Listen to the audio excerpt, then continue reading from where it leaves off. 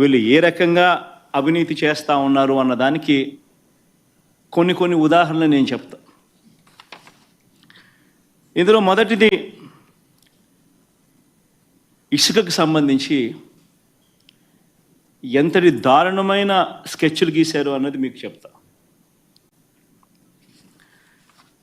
నిజంగా ఈరోజు ఎన్నికలప్పుడు ఏమన్నారు, ఇసుక అన్నది చాలా ఎక్కువ రేటు అని ఆర్గ్యూ చేశారు.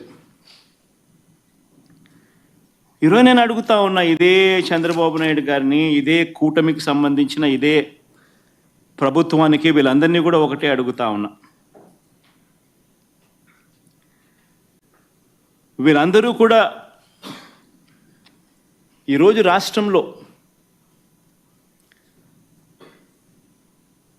దాదాపుగా 141 కాన్స్టిట్యున్సీస్లో 141 నియోజకవర్గాలలో యావరేజ్గా 20,000 రూపాయల పైన ఉంది ఇసుక లారీ రేటు.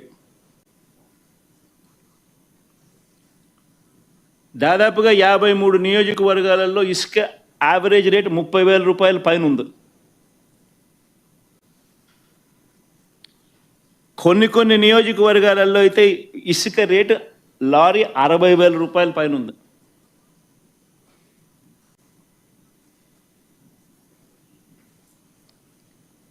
నేను అడుగుతా ఉన్నా, ఒకవైపున ఇసుకేమో ఉచితం అంటారు, ఒకవైపున ఇసుక ఉచితం అంటారు,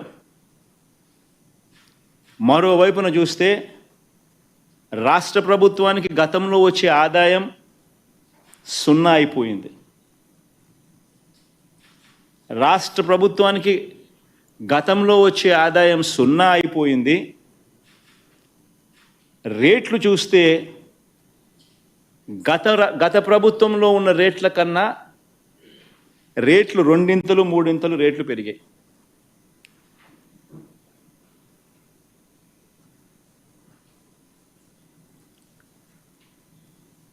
నేను అడుగేది ఒకటే, గతంలో అయితే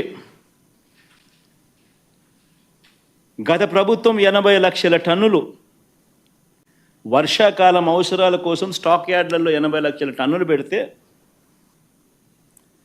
వీళ్ళ ప్రభుత్వం వచ్చి రాగానే నెల రోజులు తిరక్క మునిపే అందులో సగానికి పైగానే లెఫ్ట్ రైట్ సెంటర్ దోచేసినారు. స్టాక్ యార్డ్స్ ఖాళీ.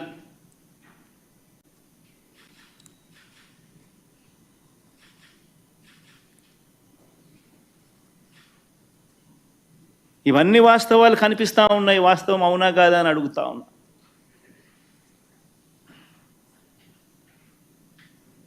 దారుణమైన విషయాలు ఏమిటి అని అంటే, వీళ్ళు చేస్తూ ఉన్న దోపిడీ ఏ స్థాయిలో ఉంది అన్నదానికి నిదర్శనం ఒకసారి ఆ టెండర్ డాక్యుమెంట్ ఒకసారి ప్లే చేయండి అమ్మ. ఒకసారి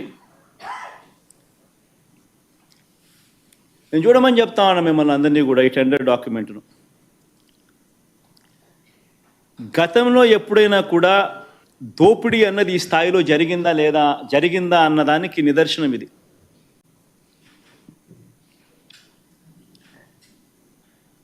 కిందికి రామ్మా, ఇంకా కిందికి రా.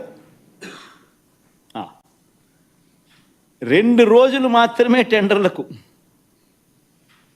అది కూడా పండగ వేళ. అందరూ దసరా పండగ సందర్భంగా ఉంటే, అందరూ పండగలో నిమగ్నమై ఉంటే, బిజీగా ఉంటే 108 రీచ్లకు వీళ్ళ టెండర్లు పిలిచారు. 2 రోజులు టైం. 8వ తారీఖు పైన మీరు డేట్ చూస్తే, పైన 8వ తారీఖు బిడ్ టెండరు. పైకి మామ, బిడ్ నోటీస్ 8వ తారీఖున. కిందికి రామ్మా. Last date for submission of bids 10వ తారీఖు. 2 రోజులు టెండర్ నోటీస్ ఇచ్చి ఎవరైనా ఎక్కడైనా కానీ చేయడం చూశారా అని అడుగుతా ఉన్నా. ఎవరు పార్టిసిపేట్ చేయకూడదు. ఒకవేళ ఎవరైనా పొరపాటున పార్టిసిపేట్ చేస్తే వాళ్ళను బెదిరించడం. ఒక మాఫియా తయారైపోవడం, పూర్తిగా గవర్నమెంటే దగ్గరుండి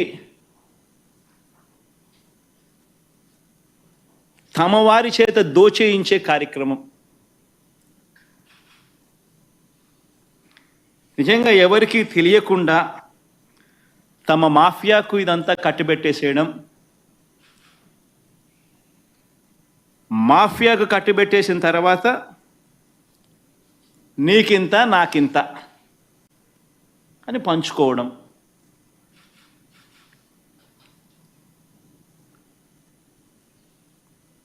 నేను అడుగుతా ఉన్నా, ఇంతటి దారుణంగా మోడస్ ఆపరాండి నడుపుతా ఉన్నారు మాఫియా సామ్రాజ్యంలో. 2014 నుంచి 19 మధ్య కాలంలో గమనించినా కూడా ఇదే సేమ్ మోడస్ ఆపరాండిని అప్పుడు గమనించినప్పుడు కూడా, అప్పుడు కూడా చంద్రబాబు నాయుడు గారు దోచుకో పంచుకో తినుకో అనే నినాదంతోనే అప్పుడు కూడా పరిపాలన అంతా సాగింది. అప్పట్లో ఇసుక సామ్రాజ్యం చూసినా కూడా ఇదే మాదిరిగానే మొట్టమొదట ఏదో డ్వాక్రా సంఘాలకు ఇస్తున్నామని బిల్డప్ ఇచ్చారు. 2 నెలలు కాకుండానే మళ్ళీ అది రద్దు చేసి ఉచిత ఇసుక అంటూ ఒక మెమో ఇచ్చి తనకు కావలసిన మనుషులకు ఆ ఇసుక తీసే కాంట్రాక్ట్లన్నీ పూర్తిగా అప్పజెప్పడం.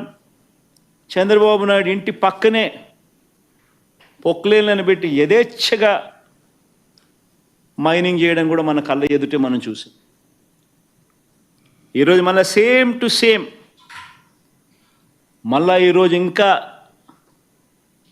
ఇప్పుడంటే ఇంకా బీజేపీతో భాగస్వాములుగా ఉన్నారు కాబట్టి అసలు ఇంకా భయము భక్తి కూడా ఉండాల్సిన అవసరం లేదు. ఎవరికి అసలు భయం ఉండాల్సిన పని లేదు, ఇంకోటి ఉండాల్సిన పని లేదు, ఇంకోటి ఉండాల్సిన పని లేదు అని చెప్పి పూర్తిగా నిస్సిగ్గుగా బట్టలు ఇప్పేసినారు. దోచుకునే దాంట్లో ఒక అడుగు ముందుకేసేసినారు. 2 రోజులు మాత్రమే టెండర్కు టైం ఇచ్చి,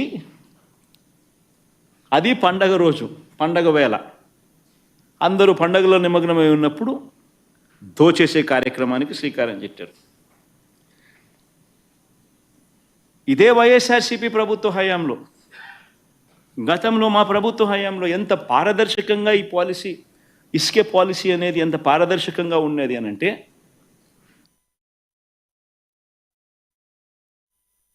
ఇప్పుడంటే ఇంకా బీజేపీతో భాగస్వాములుగా ఉన్నారు కాబట్టి అసలు ఇంకా భయము భక్తి కూడా ఉండాల్సిన అవసరం లేదు ఎవరు.